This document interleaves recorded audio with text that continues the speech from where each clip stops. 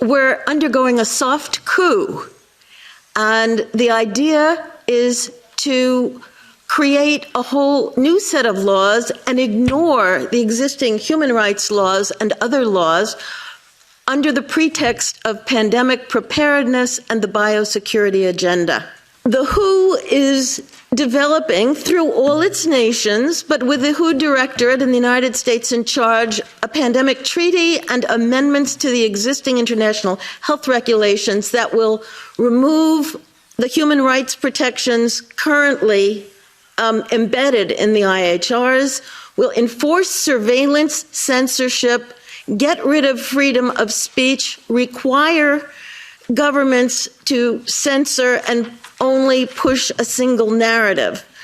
Also, we will be subject, if they can make this work, to vaccines developed in 100 days, which the organization CEPI is planning to do. And one of the people who founded CEPI was Jeremy Farrar, who is now the chief scientist at the WHO, to bring this forward. Other things that the amendments do is to bind the states so they're no longer recommendations but enforceable edicts, provide a liability shield, get rid of intellectual property rights, move supplies from one country to another, enforce digital passports, and the Director General of WHO can demand that a pandemic or a potential pandemic exists. He can just declare it with no standards, and then countries around the world will have to obey.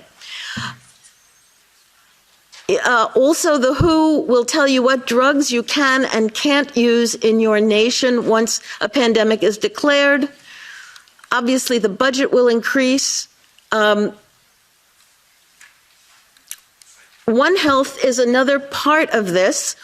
One Health is a concept that was created to enable the WHO, with these documents, to take over jurisdiction of everything in the world by saying that climate change, animals, plants, water systems, ecosystems are all central to health. Also embedded in this concept is a peculiar notion that humans are no longer of greater value than animals.